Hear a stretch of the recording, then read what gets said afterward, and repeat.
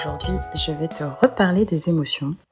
D'abord parce que une coach en émotions, elle te parle d'émotions, c'est bien normal. Et que j'aimerais que les notions que j'amène à ton esprit, que tu vas commencer à t'approprier, à comprendre, à cheminer avec ce que je te propose, j'aimerais que ça puisse t'aider à, quelque part, arrêter d'intellectualiser, arrêter juste de « Ah ok, j'ai compris ce qu'était une émotion » et réussir à tendre vers ce qui est extrêmement important pour moi, qui est ressentir tes émotions. Il y a une différence entre comprendre ce qu'est une émotion et être traversé et vivre une émotion dans notre corps. Comme je le disais dans le premier épisode sur les émotions, l'émotion est vraiment un langage du corps. C'est quelque chose qui se passe au niveau de notre corps, mais qui est initié par une partie de notre cerveau, un bout de notre cerveau, un cerveau un peu plus primitif que la partie du cortex dont j'avais déjà parlé, nous permet de réfléchir, de raisonner, d'intellectualiser. Et moi, là, je suis en train de parler à cette partie-là de votre cerveau. Je suis en train de parler à la partie rationnelle, qui accumule des informations, des données, qui recoupe, qui se dit « Ah, ok, d'accord, c'est comme ça que ça se passe. » Et là, moi, ce que je veux que tu prennes conscience et que tu arrives à comprendre et à ressentir vraiment dans ta chair, c'est que c'est pas par là, en tout cas, que naît une émotion. Une émotion, alors c'est des processus tout est assez lié, évidemment, notre cortex préfrontal va il va envoyer des messages à notre partie du cerveau qu'on appelle le cerveau limbique, donc qui est plus au centre. Et donc là, c'est un des centres d'initiation de l'émotion, c'est-à-dire que c'est le siège dans notre cerveau de la naissance d'une émotion. Donc qui va générer une émotion. Et donc, ça va être un système via le système nerveux, ça va être un message nerveux qui va naître dans notre partie limbique, donc la partie plus ancestrale, on va dire, moins récente d'un point de vue de l'évolution.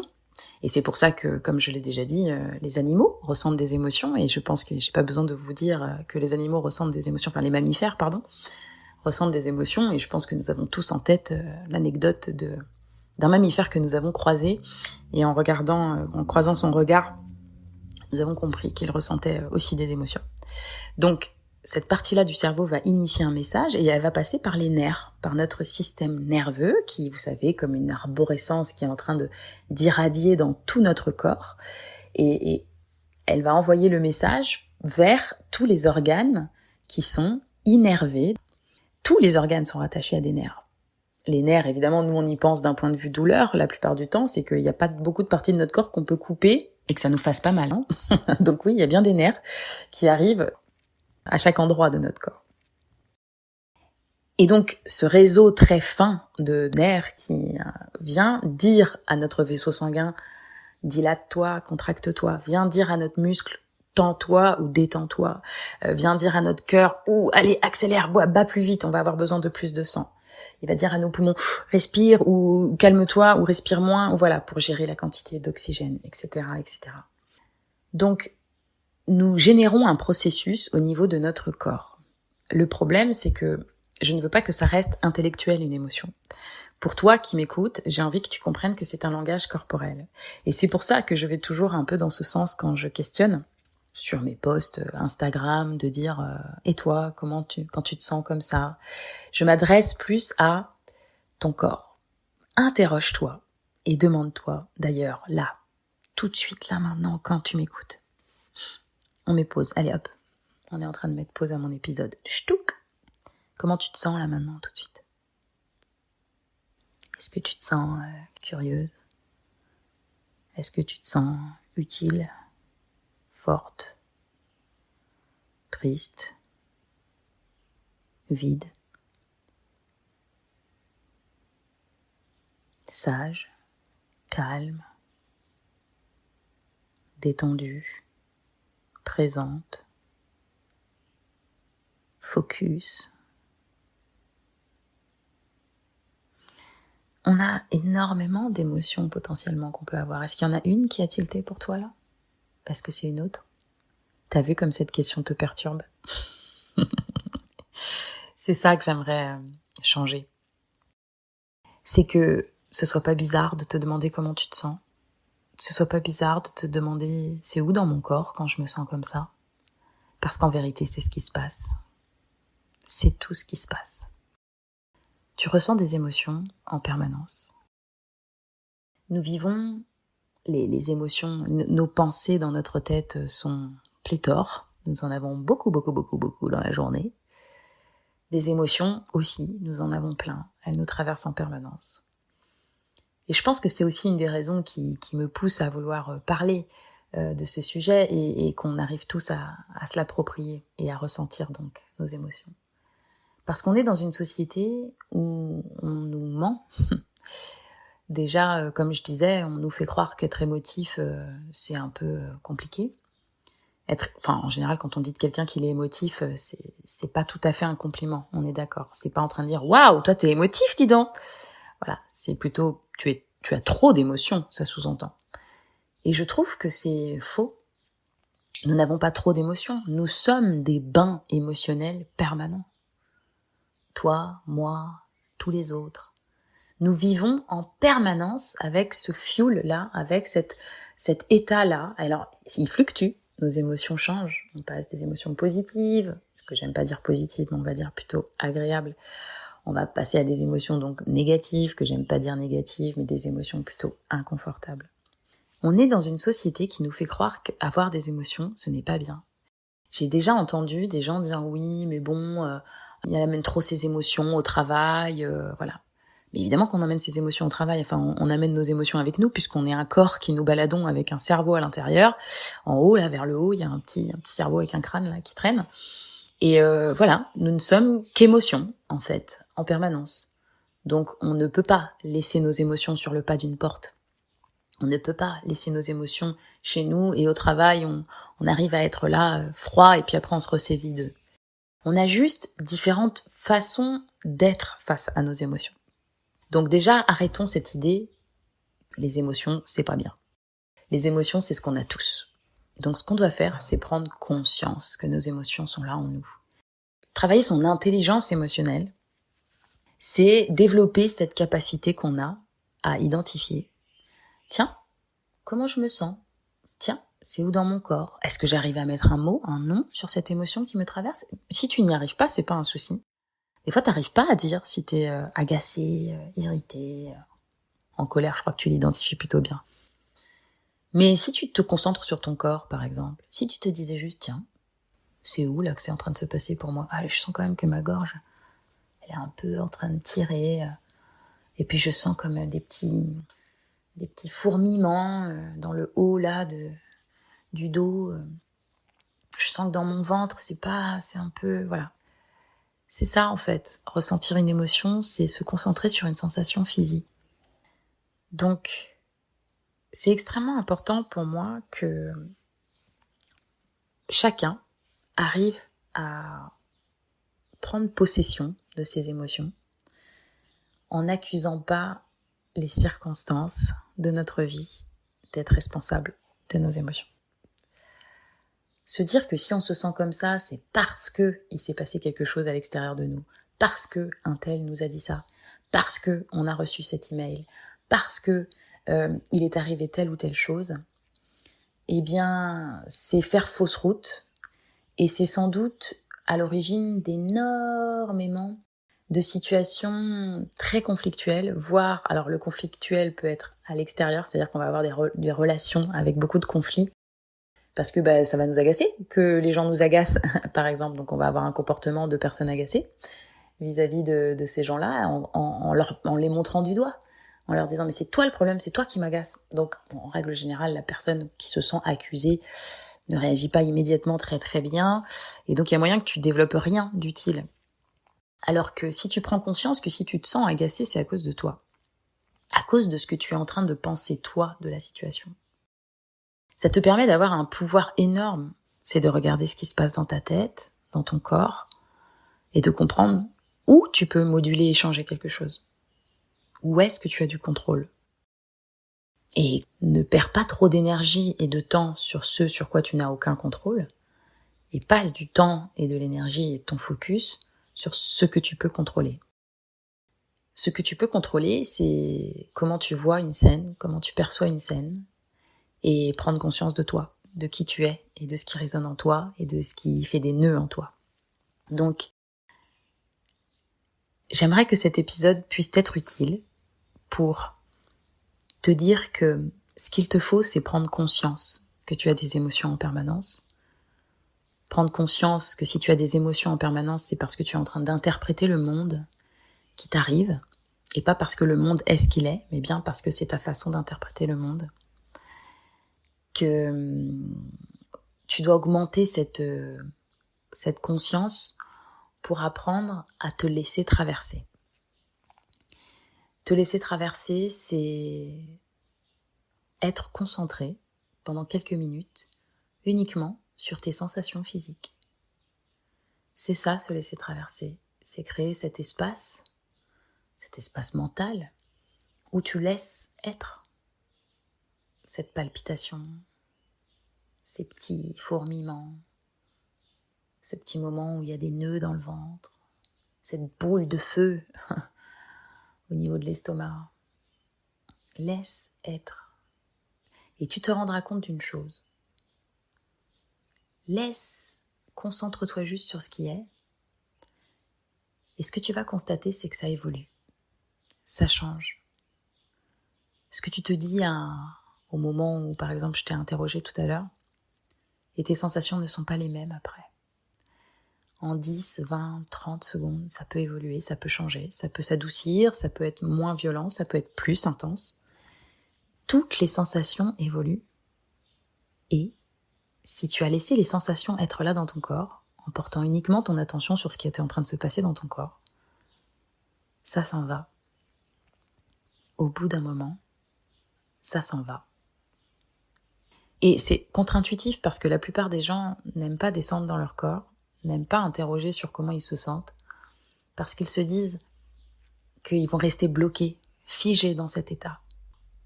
C'est tout le contraire. C'est précisément le contraire. Ouvrez la porte à vos émotions, dites-leur bienvenue, laissez-les rentrer dans cet espace, cette pièce, laissez-les s'asseoir sur votre petit canapé, votre chambre, votre lit, et dites « Ok, colère, t'es venu me rendre visite, qu'est-ce qui se passe? Qu'est-ce que t'as à me dire ?» Ok, tu t'exprimes sous forme de boule de feu, d'accord. Et la boule, est-ce qu'elle avance? Est-ce qu'elle remonte? Est-ce qu'elle redescend? Est-ce qu'elle diminue? Est-ce qu'elle gagne en intensité? Est-ce qu'elle est saccadée? Est-ce qu'elle est fréquente? Est-ce qu'elle est interrompue? Est-ce qu'elle est dans un certain rythme? Est-ce qu'elle est sous forme de vague? T'as plein de choses à demander à ta colère. Tu peux même demander à ta colère si elle a un message à te faire passer. Peut-être que le message, c'est les pensées que t'as, que c'est inadmissible qu'on te traite comme ça, que tu n'aimes pas que les autres êtres humains te traitent de cette façon. C'est un message qu'il faut entendre. Il est nécessaire d'entendre que tu ne veux pas être traité de cette façon-là. Donc la colère sert à quelque chose. Elle a un message à t'apporter, elle a des sensations physiques à exprimer dans ton corps. Et quand tu laisses cette colère être là, eh bien elle s'en va. Elle s'en va. Tu peux ne pas me croire, mais moi je te propose plutôt d'essayer. Plutôt que de te dire non, mais ça c'est des conneries, ça c'est des trucs de oh là là, oui, il faut faire attention à ses émotions, tout ça. Moi c'est pas mon truc. Je laisse imaginer. J'imagine en plus si tu es un homme et que tu m'écoutes parce que toi tu as été sociabilisé comme un homme, donc grosso modo c'est plutôt pas mal de pas exprimer tes émotions. Donc là c'est lunaire pour toi qu'on te dise si concentre-toi peut-être sur ton corps. Alors j'espère que non, j'espère que pour toi ça te paraît sensé, mais il n'est pas impossible que la manière que tu as eu d'être éduqué dans la société dans laquelle on vit soit plutôt à l'encontre de tout ça. Donc je redis juste ce point. Quand une émotion arrive, aujourd'hui, nous avons plusieurs manières de faire. 1, l'émotion survient, on la fuit. Pour cela, plein d'outils. Nous sommes dans un monde où il est très facile pour nous d'aller chercher une émotion qui va nous soulager, nous apaiser, nous faire du bien. Typiquement, sortir son téléphone portable, aller faire un petit achat, bref, essayer de pas regarder l'émotion pour ce qu'elle est et d'aller vite mettre un petit pansement avec une émotion plus agréable sur le dessus. Aujourd'hui, quand une émotion arrive, tu peux avoir tendance à y résister. Y résister, c'est dire non, non, non, non, non, je ne me sens pas comme ça. On n'est pas parti dans la direction opposée. Là, c'est l'émotion, elle arrive derrière la porte, donc, de cet espace, de cette fameuse chambre, dans ta tête, évidemment, mentale, que tu peux laisser comme espace à ton émotion. Là, l'émotion, elle arrive, tu sens bien, la colère, touc, touc, touc, elle toque, et là, tu maintiens la porte fermée. Et tu dis non, non, non, non, non, non, tu ne rentreras pas. Et le problème de la résistance à une émotion, souvent on résiste à nos émotions négatives, évidemment les émotions positives c'est beaucoup plus facile de se laisser traverser. Eh bien, ce qui va se passer c'est que c'est comme une balle qu'on maintient sous l'eau, une balle en plastique avec de l'air dedans. Donc on maintient la balle comme ça parce qu'on résiste pour pas que la balle elle remonte à la surface. Mais dès qu'on aura un tout petit écart et que nous notre force va un petit peu varier ou voilà notre main va un petit peu changer de position et pouf, la balle elle va ressortir et elle va ressortir avec une intensité. Donc oui, quand on a tendance à réprimer, à résister comme ça à des émotions négatives, on se crée en fait ce que j'appelle moi un millefeuille. On additionne comme ça et quand ça explose, on a plein de couches. Et donc, je vais prendre l'exemple typique de la colère qui explose le soir. On arrive à la maison et en fait, on a accumulé plein de petites choses qui nous ont agacés avec le collègue, dans la voiture, la circulation, les trucs qui se sont pas passés comme on voulait, etc. Bref, il y a eu plein de petites choses. Donc, on met notre couche, première couche, deuxième couche.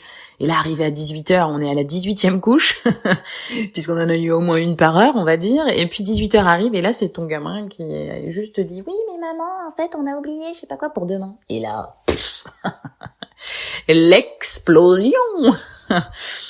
Donc voilà, résister à une émotion, c'est pour qu'elle ressorte 10 fois pire, 10 fois plus intense et sans doute dans des proportions que ton enfant n'a pas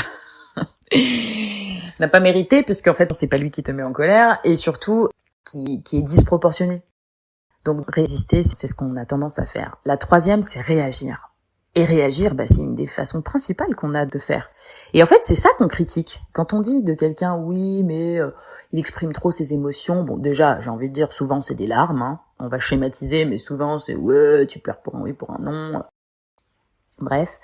Troisième façon de faire, qui est de réagir à nos émotions, c'est pleinement être réactif. Et là, j'ai envie de vous renvoyer à... Donc, puisqu'on a dit que les mammifères ressentaient les émotions, à un chien, à un animal qui n'a pas de filtre et qui ressent une émotion et qui l'exprime immédiatement parce que d'un coup il est là, il se réveille, il aboie, il gigote partout. Voilà, nous c'est pareil.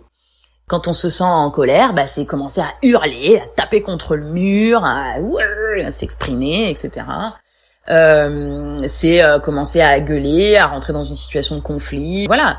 Donc être réactif, c'est exprimer à l'extérieur de nous, par des vocalises, par des gestes, par quelque chose, ce qui est en train de nous traverser. Et aujourd'hui, on croit qu'il n'y a que ces 3 options-là. Heureusement, Céline est arrivée dans vos vies. Et il y a la 4e option, et c'est de celle-là que je vous parle depuis le début, qui s'appelle ressentir sans y réagir à l'extérieur. Ressentir à l'intérieur de nous juste en créant un instant où on se dit « Ok, là, c'est ce que je suis en train de ressentir. Ok, qu'est-ce que ça fait ? En fait, c'est juste une sensation. D'accord, c'est où ? Là, il se passe ça. Ok. C'est juste passer 1 minute à être concentré sur tes sensations physiques. Voilà. Ça paraît simple, Ça paraît d'une évidence. Mais là, c'est ta matière intellectuelle. Je te propose de le pratiquer. Tu peux te poser soit à heure fixe, mets-toi un réveil. C'est ton réveil émotion. Et ce petit réveil émotion, tu le prends pour juste faire cette petite pause de dire « Tiens, comment je me sens ?» Mon réveil sonne, c'est l'heure de l'émotion. Comment je me sens ? Et mais de manière régulière, ça peut être sympa parce que tu vas voir que demain, ce sera pas pareil. À la même heure, tu te sentiras pas comme la veille, et pas comme l'avant-veille, et pas comme l'avant-veille. Les émotions sont mouvantes, les émotions partent et viennent. Comme je le disais, elles durent 2 minutes, 1 minute en moyenne.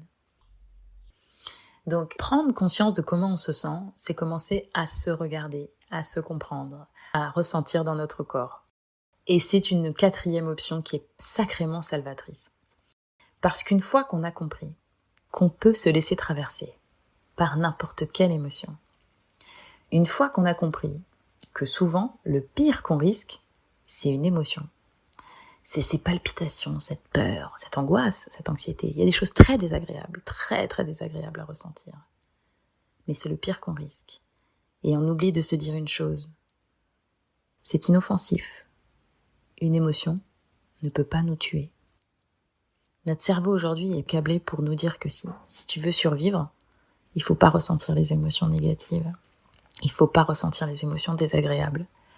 C'est un câblage qui est complètement logique. C'est comme ça que notre programmation a été mise parce que dans notre mode de survie, l'humanité a été quand même globalement en mode survie. On est dans un monde hostile et on essaye de survivre depuis la nuit des temps. Et le câblage par défaut de ton cerveau, avec les différentes parties dont je parle, c'est ce qu'on appelle la triade motivationnelle. C'est-à-dire que ton cerveau, il est là pour rechercher du plaisir, donc rechercher des émotions positives, agréables. Il est là pour éviter la souffrance, la douleur, éviter le danger, donc éviter les émotions négatives. Et il est là pour faire tout ça avec le minimum d'effort, qu'il consomme le minimum d'énergie, parce qu'il faut préserver notre énergie pour survivre. Donc ce serait bien que on aille au plus économique, d'un point de vue coût énergétique que ça nous prend. Une fois qu'on sait ça, on sait que notre cerveau est en mode survie. Donc on sait que notre cerveau en mode survie va vouloir rechercher absolument ressentir des émotions positives et surtout pas ressentir des émotions désagréables.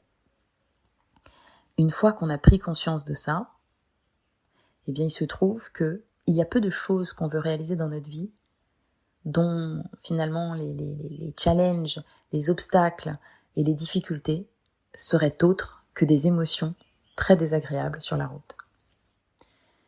Et si tu es prêt, parce que tu as écouté cet épisode, et que ça commence déjà à te galvaniser, à te dire « mais oui, c'est ça en fait ».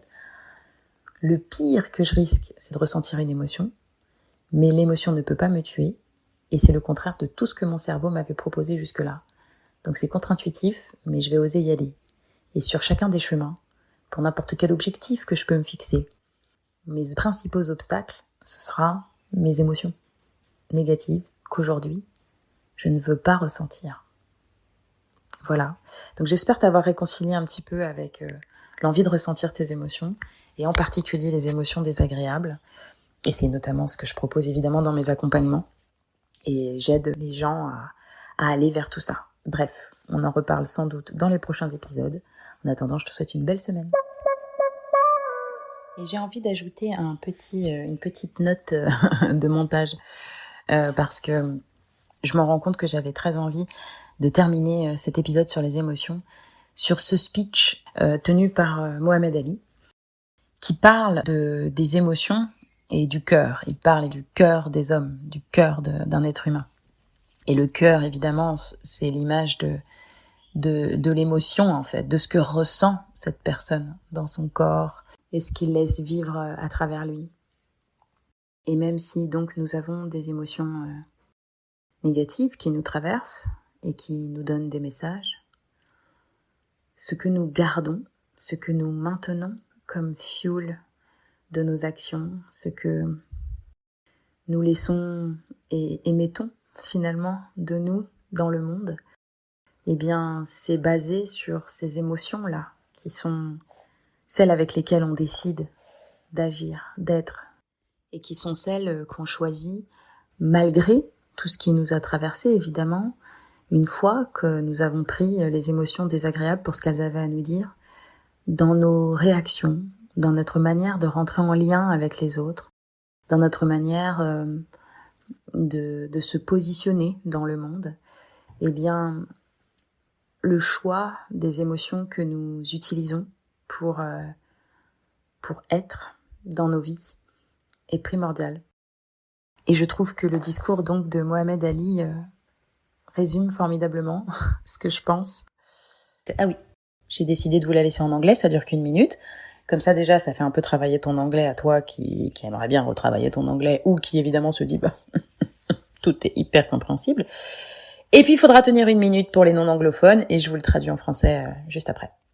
The personality of a person, the ways of a person, the thoughts, the deeds, the actions, it's all based around his heart. For what is a man? A man is his heart. A lying, cheating heart means a lying, cheating man. A loving, merciful heart means a loving, merciful man. A living heart means a living man. A dead heart means a dead man. Regardless to man's title, regardless to man's wealth, rank, or position, if the heart is not great, then he cannot be great. But if the heart is great, that man remains great under all circumstances, rich or poor, large or small. So it is the heart that makes one large or small. Voilà, Mohamed Ali rappelle que la personnalité de quelqu'un, les manières, ses attitudes, donc sa manière d'agir, ses pensées, ses actes, tout est basé sur le cœur. De quoi est fait un homme, il dit. Un homme, c'est son cœur. Un cœur mensonger et menteur fait un homme mensonger et menteur. Un homme aimant et miséricordieux fait un homme aimant et miséricordieux. Un cœur vivant fait un homme vivant. Un cœur mort fait un homme mort. Indifféremment donc de la position, du titre, du statut, de la richesse d'un homme. Si son cœur est bon, il ne peut qu'être bon. Et si son cœur n'est pas bon, alors cet homme ne peut pas être bon. Mais si son cœur est bon, alors cet homme restera bon, quelles que soient les circonstances, qu'il soit pauvre ou riche, grand ou petit, torturé ou épargné. Un homme est son cœur.